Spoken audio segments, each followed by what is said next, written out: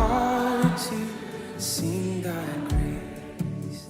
Streams of mercy never cease. Call for songs of loudest praise. Bueno, hoy nos corresponde estudiar el Salmo número 50. ¿Listo? Voy a leerlo, me disculpan mis hermanos, Reina Valera. Voy a leerlo en la Reina Valera, ¿vale? Si usted tiene Biblia de las Américas, está bien. Dice el Salmo número 50, el Dios de dioses, Jehová, ha hablado y convocado la tierra, desde el nacimiento del sol hasta donde se pone. De Sión, perfección de hermosura, Dios ha resplandecido. Vendrá nuestro Dios y no callará, fuego consumirá delante de él y tempestad poderosa le rodeará. Convocará a los cielos de arriba y a la tierra para juzgar a su pueblo. Juntadme mis santos, los que hicieron conmigo pacto con sacrificio, y los cielos declararán su justicia, porque Dios es el juez. Oye, pueblo mío, y hablaré. Escucha, Israel, y testificaré contra ti. Yo soy Dios, el Dios tuyo. No te reprenderé por tus sacrificios, ni por tus holocaustos que están continuamente delante de mí. No tomaré de tu casa becerros, ni machos cabríos de tus apriscos, porque mía es toda bestia del bosque y los millares de animales en los collados. Conozco a todas las aves de los montes, y todo lo que se mueve en los campos me pertenece. Si yo tuviere hambre, no te lo diría a ti, porque mío es el mundo y su plenitud. ¿He de comer yo carne de toros o de beber sangre de machos cabríos? Sacrifica a Dios alabanza y paga tus votos al Altísimo, e invócame en el día de la angustia. Te libraré y tú me honrarás. Pero al malo dijo Dios, ¿qué tienes tú que hablar de mis leyes y que tomar mi pacto en tu boca? Pues tú aborreces la corrección y echas a tu espalda mis palabras. Si veías al ladrón, tú corrías con él, y corrías con los adúlteros, y con los adúlteros era tu parte. Tu boca metías en mal, y tu lengua componía engaño. Tomabas asiento y hablabas contra tu hermano, contra el hijo de tu madre ponías infamia. Estas cosas hiciste, y yo he callado. Pensabas que de cierto sería yo como tú, pero te reprenderé y las pondré delante de tus ojos. Entended ahora esto, los que os olvidáis de Dios, no sea que os despedace y no haya quien os libre. El que sacrifica alabanza me honrará, y al que ordenare su camino le mostraré la salvación de Dios. Amén. Bueno, hace 8 días nuestro hermano Juan Carlos, eh, por medio del Salmo 49, nos decía que todos tenemos una cita para la cual mmm, nadie se prepara, ¿cierto? Y esa es una cita con la muerte, ¿cierto? Ahora imagínense por un momento que esa cita con la muerte incluye también la obligación de comparecer ante un tribunal. Todos tenemos una cita con un juez y seremos enjuiciados por nuestras acciones antes de morir. Es por eso que el título de esta pequeña meditación es un juicio inevitable. Y vamos a analizar 3 puntos sencillos. El primero es el juez, el segundo es el testimonio contra su pueblo y el tercero es el veredicto. Bien, un juicio inevitable, primero el juez, segundo el testimonio contra su pueblo y tercero el veredicto. Bueno, sin más preámbulo, vamos al primer punto, el juez. Bien, ¿quién es aquel juez? El Salmo inicia diciendo el Dios de dioses, Jehová. Jehová. Dios se presenta aquí como el Dios de dioses, como Jehová. Se presenta como el creador de todas las cosas. Esta palabra que usa aquí, o este nombre de Dios, es el mismo que usa en Génesis 1, y es el Elohim, aquel que trae a la existencia todas las cosas, y que, pues, por obvias razones, es dueño, es señor de todas las cosas. Entonces, surge una pregunta y es, ¿qué o quién podría oponerse al llamado del creador? Si todo es creación de Dios, no habría absolutamente nada que pueda rehusarse al llamado del Creador. Dice la palabra que desde el oriente hasta el occidente, todos los habitantes de la tierra tendrán que presentarse delante del juez. Y dice también aquí que este juez vendrá nuestro Dios y no callará. Este juez viene y no calla. Siendo Dios un juez justo, no se reservará absolutamente nada. Todo lo que tiene contra su creación lo dirá. Todo lo que tiene para decir lo expresará. Cualquier acusación saldrá a relucir. Podríamos pensar que podemos sobornar al juez, ¿cierto? O que podemos hacer de alguna manera que no cuente todo, ¿cierto? Que omita detalles. Y pues digamos que en nuestra cultura podemos ver todo lo contrario, ¿cierto? Jueces injustos, jueces parciales, jueces convenientes, jueces que aceptan soborno.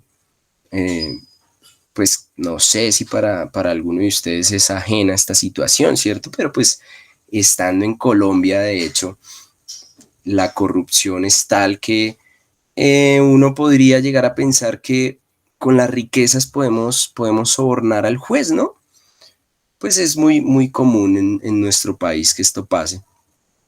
Y de hecho el Salmo 49, si quiere devuelva hacia ahí una paginita en su Biblia, el Salmo 49, versículos 6 y 7, como que insinúa algo acerca de esto. Dice, los que confían en sus bienes y de sus muchedumbres, de sus riquezas se jactan. Ninguno de ellos podrá en manera alguna redimir al hermano, ni dar a Dios su rescate. No hay algo material que el hombre pueda poner delante de Dios y que de esa manera pueda sobornar al juez. No hay algo material que podamos presentar delante de Dios para decirle, Dios, hágame un favor y calla. No cuentes esto, no cuentes lo otro. Simplemente porque Dios es el juez. Dios es el juez. El juez no solo llama a aquellos que serán acusados, dice que ha convocado, ¿cierto? Dice que convocará, por acá decía, el 4 convocará a los cielos para juzgar a su pueblo. No solo convoca a aquellos que serán juzgados, sino que también eh, llama a los testigos. Es interesante esto. Y dice en esta otra versión, esto es palabra de Dios para todos, dice el versículo 4, Dios le pide al cielo y a la tierra que sean testigos cuando venga a juzgar a su gente. Bueno, convoca al cielo y a la tierra para ser testigos de las acusaciones que Dios va a hacer contra su pueblo y luego procede con la convocatoria al pueblo, llamar al pueblo, aquellos que pertenecen al pacto que ha hecho con su pueblo. Y concluye esta primera sección que hemos titulado El juez, diciendo que los cielos, versículo 6, declararán su justicia, porque Dios es el juez. La creación de Dios habla acerca del bien de Dios. Debería hablar a nosotros acerca del proceder de un ser justo como lo es Dios y de la forma en la que todo lo hace con rectitud. Pensaba que, y así como a modo de aplicación, la creación debería llevarnos a pensar en las perfecciones de Dios. Deberían remontarnos allí a los días de la creación y debería hacernos pensar en el diseño de Dios, en que nada de lo que fue hecho pues fue hecho por capricho de Dios o por casualidad, como vamos a hacer el mar porque es una casualidad, no, sino que todo lo que Dios ha hecho, lo ha hecho con un propósito y todo procede de un ser bueno y justo. Por tanto, todo lo que Dios ha hecho entonces es bueno y justo. La creación entonces nos habla acerca del poder de Dios, efectivamente, pero también debería llevarnos a ver la justicia de Dios, nos debería mostrar la santidad de Dios, el amor de Dios, y cada atributo de Dios debería reflejarse en su obra.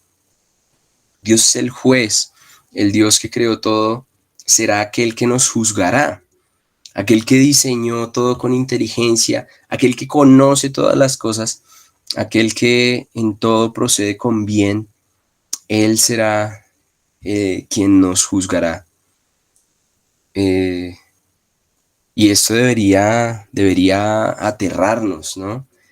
Fíjense ahí el versículo 3: vendrá nuestro Dios y no callará, fuego consumirá delante de él y tempestad poderosa le rodeará. Este salmo hace bastantes alusiones al momento, al Sinaí y al momento en el que se da la ley al pueblo. Si quiere por un momento acompáñeme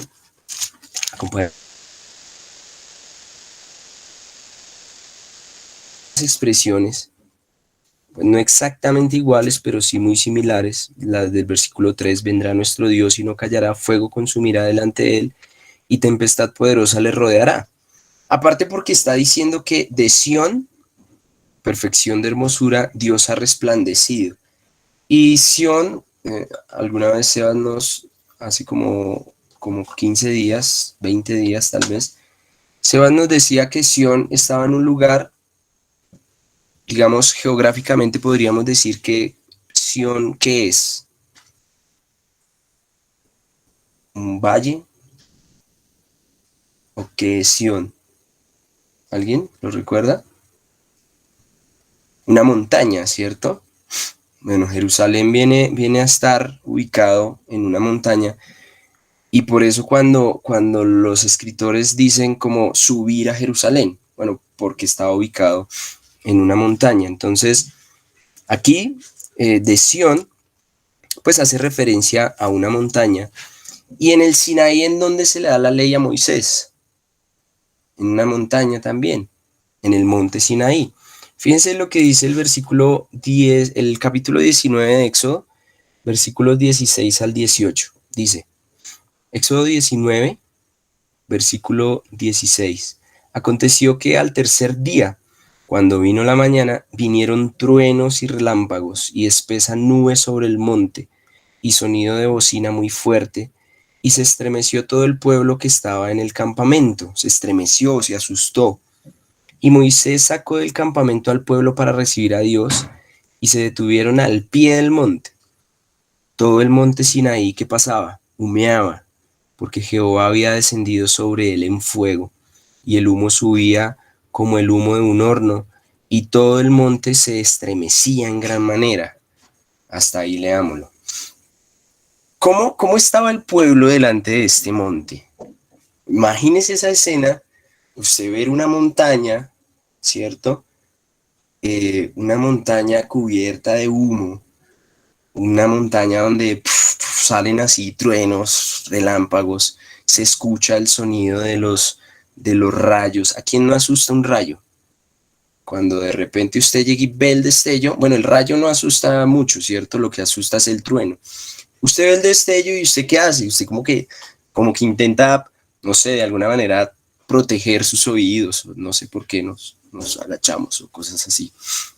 Bueno, imagínese ahora esta escena, el pueblo allí delante de este monte temeroso, eh, pues porque es que están nada más y nada menos que delante de la presencia de Dios. Esto era lo que se estaba viviendo allí. Imagínese ahora delante de un estrado, ¿cierto?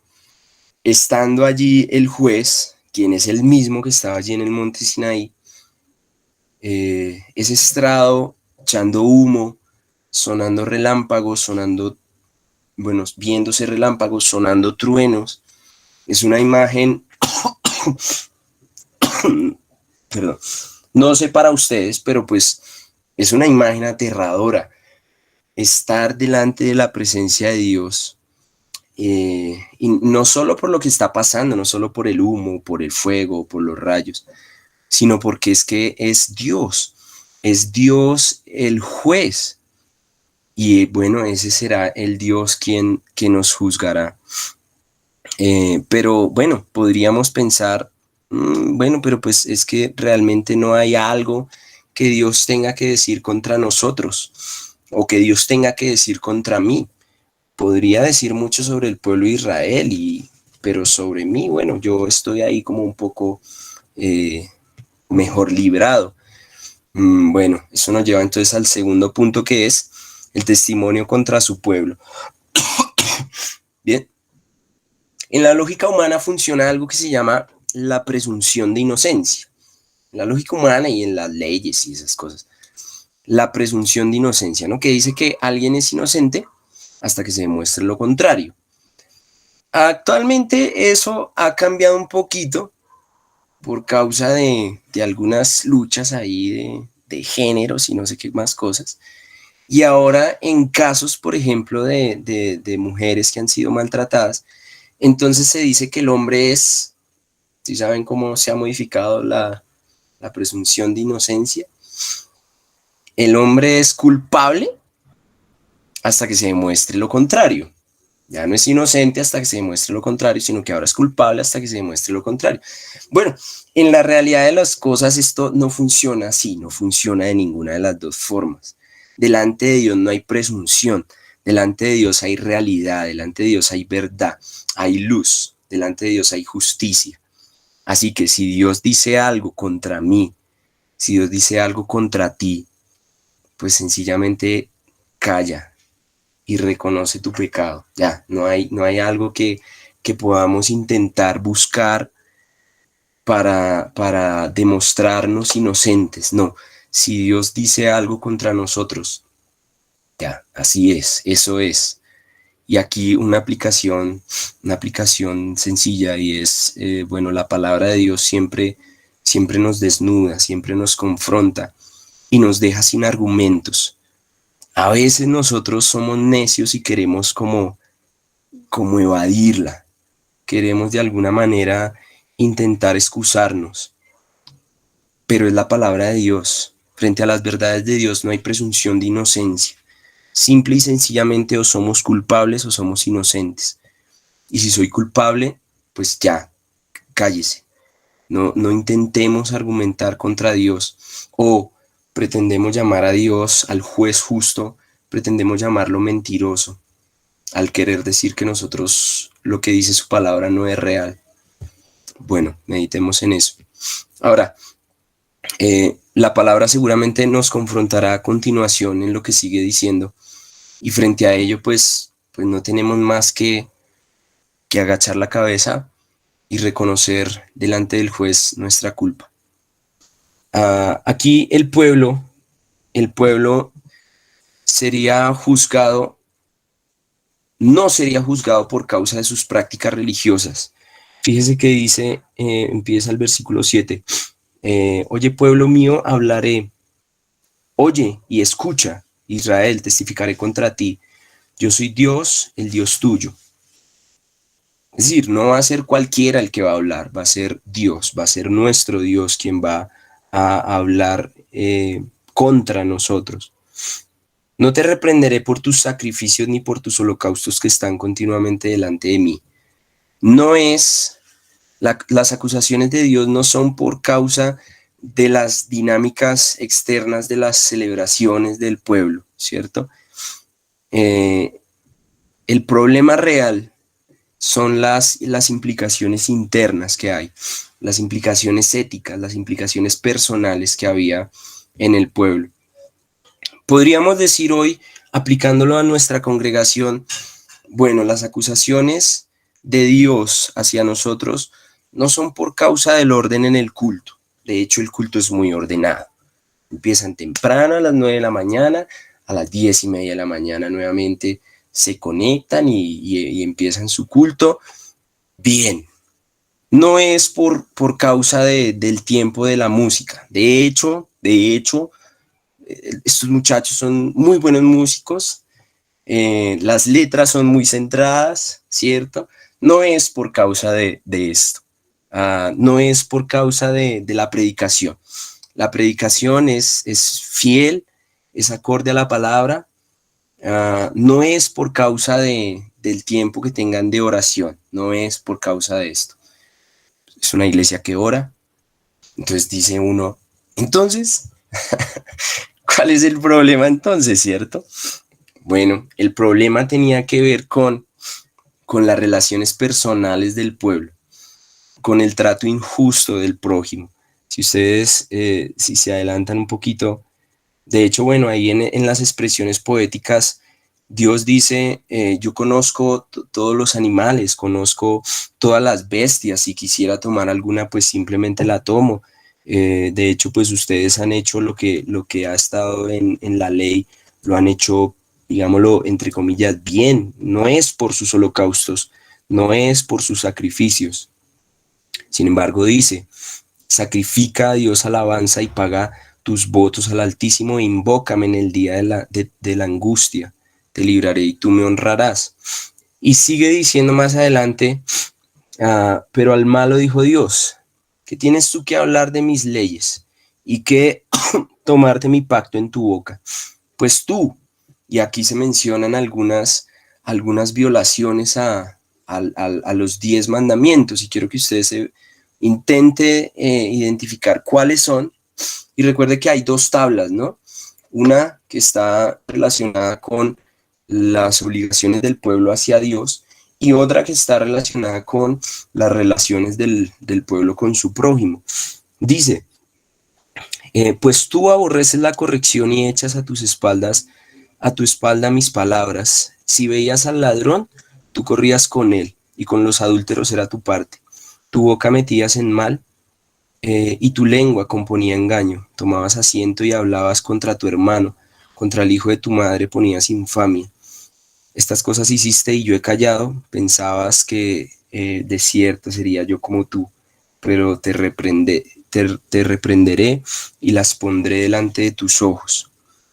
Entonces el problema del pueblo tenía que ver con sus relaciones personales.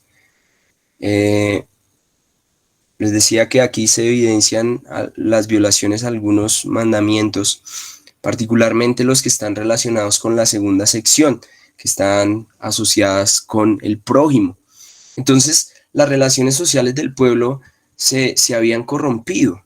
Esas manifestaciones de solidaridad de alguna manera se habían esfumado. El respeto a la familia se había perdido. Y tendríamos que evaluar hoy, bueno, cómo está mi relación con el prójimo. Eh, ¿Será que corro con el ladrón? De alguna manera me afano por hacer el mal. ¿Será que en términos o en la relación con nuestro cónyuge, será que hay adulterio en nuestro hogar? ¿Cuál es nuestro trato hacia nuestra esposa? Hermanas, ¿cuál es el trato de ustedes hacia su esposo? ¿Cuál es la relación? ¿Cómo está la relación en nuestro hogar?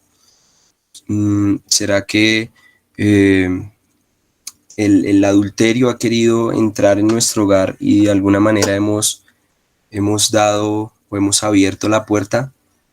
Y recuerden que las implicaciones de eso van más allá de simples actos, sino que va mucho más allá y es mucho más profundo.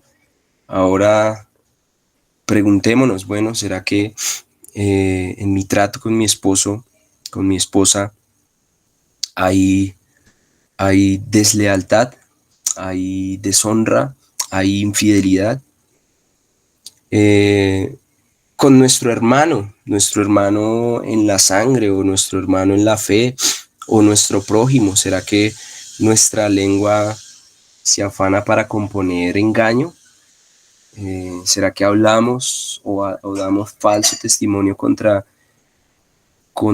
las personas? Si de alguna manera yo me veo beneficiado en mi trabajo al hablar mal de otros, será que lo hago? ¿Me afano por eso? ¿Intento o busco mi propio bien a pesar de que el fin justifique los medios? ¿Será? Bueno, pensemos, mis hermanos, en nuestra relación con nuestro prójimo, cómo estamos. Y una pregunta un poco más profunda. eh, ¿Será que intentamos comprar al juez con sacrificios, con holocaustos, con servicio, con una vida religiosa aparentemente recta, cuando realmente nuestra conducta reza lo contrario? ¿Será que estoy seguro delante del juez por causa de mi justicia, por causa de que es que yo toco el instrumento y de que es que yo oro y yo participo en la reunión de varones y en la de mujeres? ¿Será que esa es mi seguridad, pero mi vida con otros expresa lo contrario? Bueno, eso debería hacernos pensar. Mm, el salmo aquí eh, nos dice que no necesariamente eh, es el sistema de sacrificios lo que está mal, ¿no? Sino la actitud impropia de separar, de desligar la vida religiosa del resto de nuestra vida. Entonces nuestra vida de iglesia no se reduce a un espacio los domingos entre las 9 y la 1 de la tarde. La vida cristiana no está reducida o limitada por los muros de la iglesia.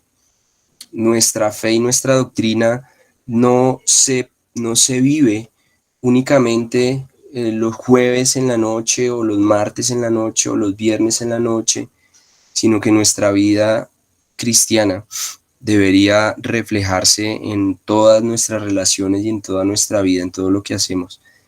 Y bueno, eso es algo que a mí personalmente me confronta bastante. Pasemos al tercer punto, el veredicto. Dice el versículo 22 y 23, entended ahora esto, los que os olvidáis de Dios, no sea que os despedace y no haya quien os libre.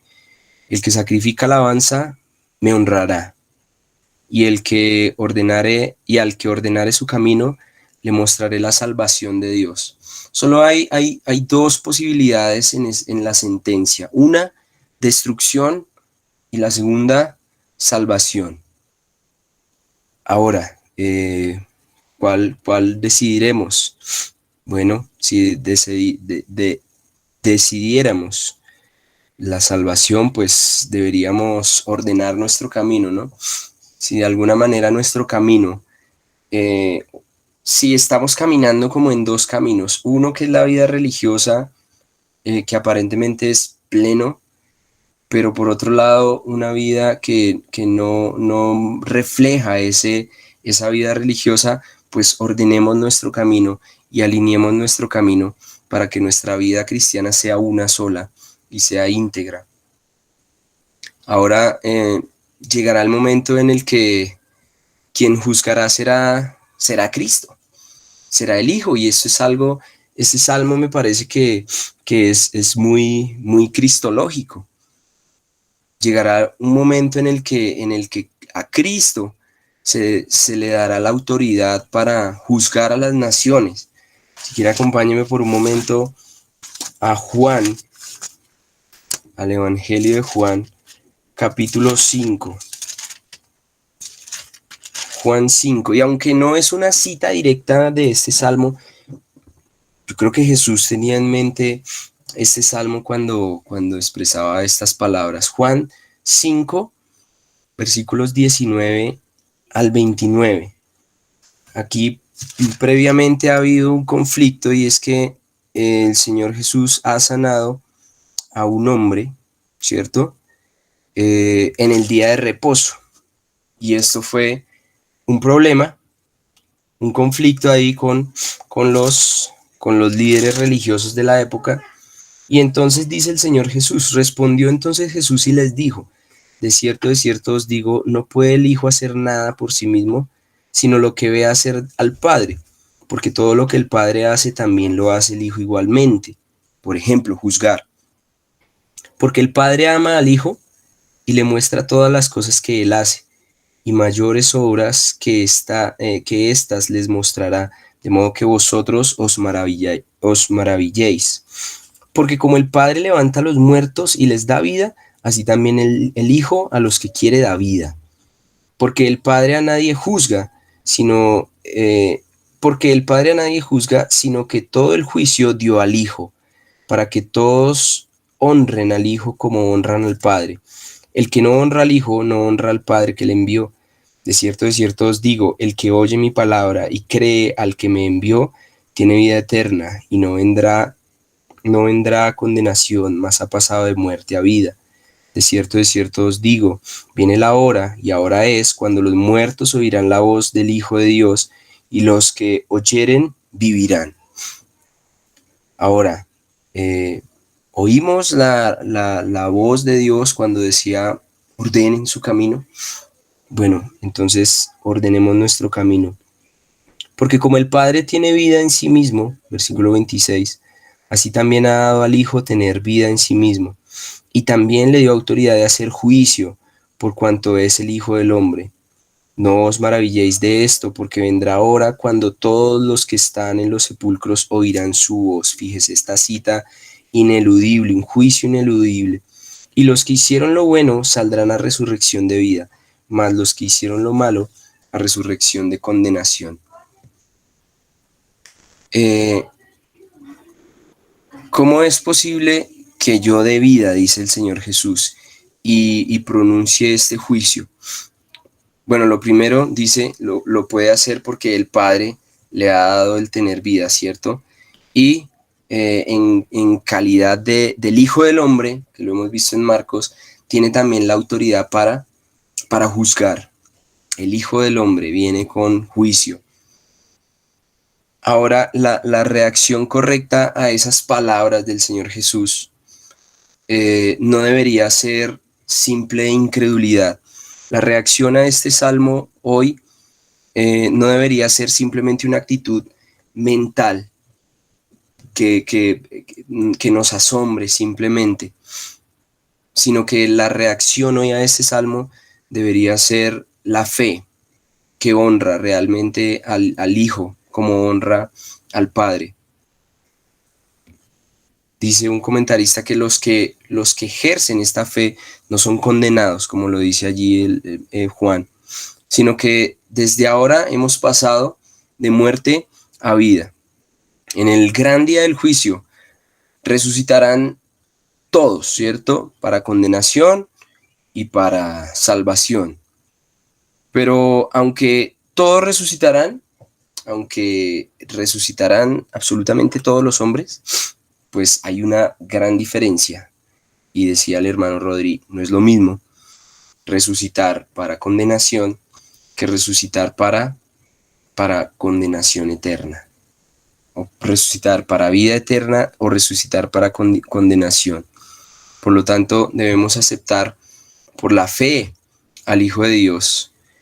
No hay una forma en la que podamos ser justificados, no hay una forma en la que podamos de alguna manera llegar delante del juez, delante de ese monte que humeaba, no hay una forma en la que podamos llegar delante del estrado de Dios e intentar convencer a Dios. No es mi servicio, no es mi predicación, no es mi esfuerzo a la hora de leer la palabra, no es equipando siervos. Allá cuando usted se presente en el estrado, no le van a decir, muéstreme su diploma de equipando siervos para poder decirle que es justificado.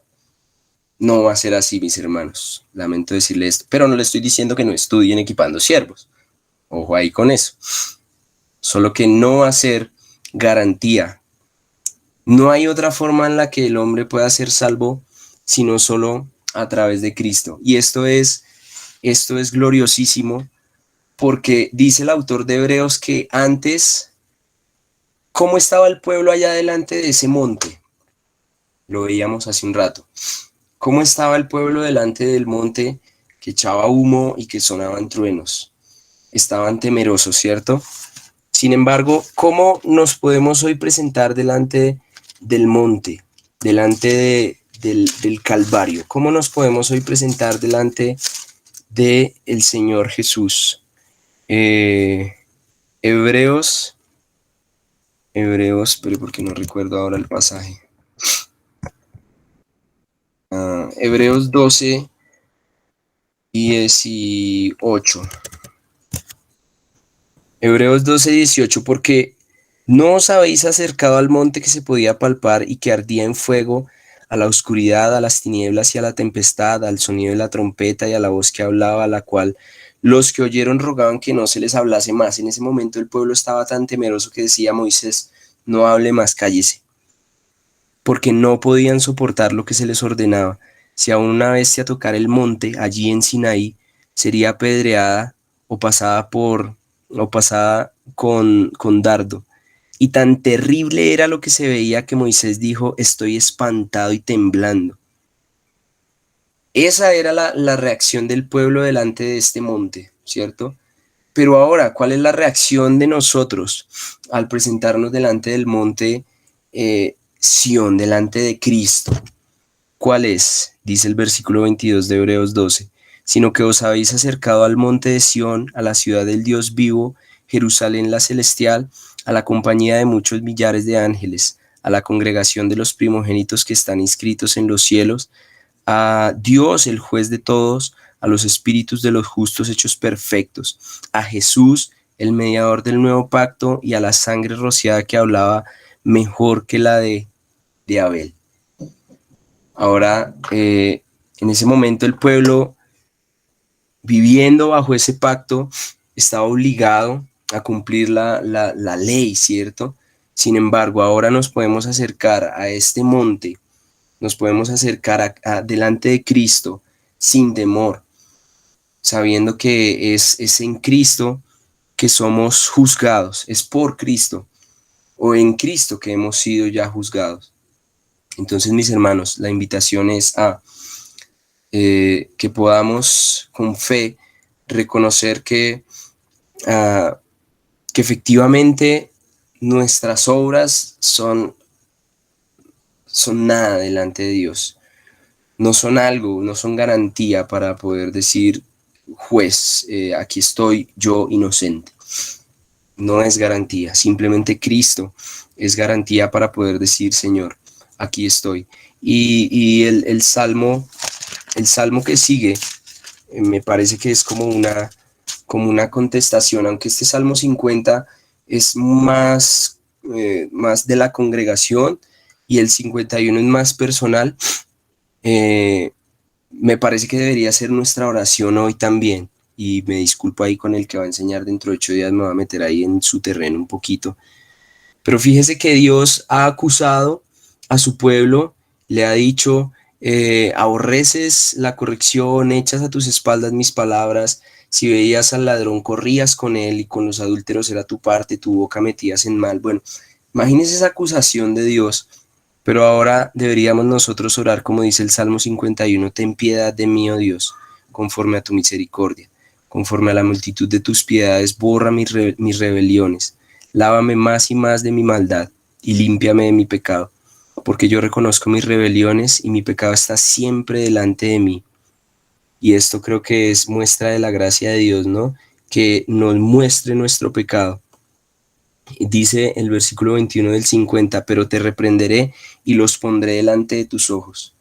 De otra manera, ¿cómo podríamos ver nuestro pecado? Pues gloria a Dios que nos los pone delante de nosotros. Contra ti solo he pecado y he hecho lo malo delante de tus ojos, para que sea reconocido justo en tu palabra y tenido por puro en tu juicio.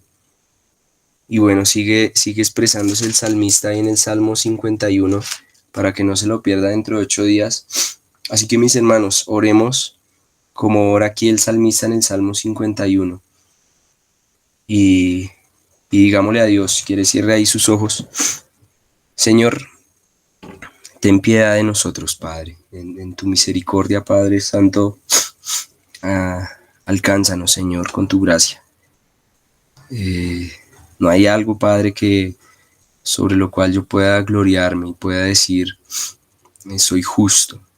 No, no hay algo sobre lo cual pueda yo ser exaltado.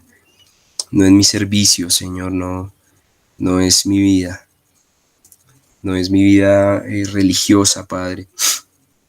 Y sé, Padre Celestial, que si pronunciaras un juicio o una acusación contra mí sería verdad, Señor, porque tú eres verdad, Señor, porque tus juicios son verdaderos.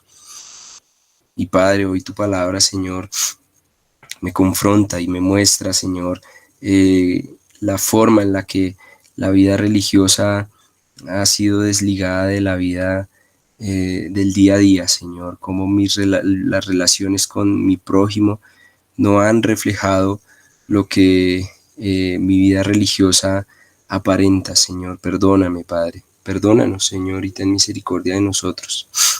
Lávanos, Señor, con tu sangre. Permítenos ver en Cristo, Señor, la salvación, la justificación. Permítenos ver también en Cristo la santificación, Padre. Fortalécenos y ayúdanos. Y guíanos, Dios. Ayúdanos, Padre Celestial, a vivir en santidad, Padre Celestial, que nuestra vida terrenal sea un abrebocas de lo que será la eternidad. Nuestro anhelo es la glorificación, pero también nuestro anhelo es cada día ser más apartado del pecado, Señor. Por eso rogamos que tú nos ayudes, que tengas misericordia de nosotros, Padre, y que tu gracia sea sobre nosotros, fortaleciéndonos, Padre, para vivir en santidad, Dios. Te damos gracias, Padre, y te entregamos nuestra vida. Esta noche la entregamos en tus manos. Te pedimos que nos ayudes para que las relaciones con nuestro prójimo, Señor, reflejen nuestra vida de servicio religioso, Padre. Te alabamos, Señor. En el nombre de Jesús oramos. Amén.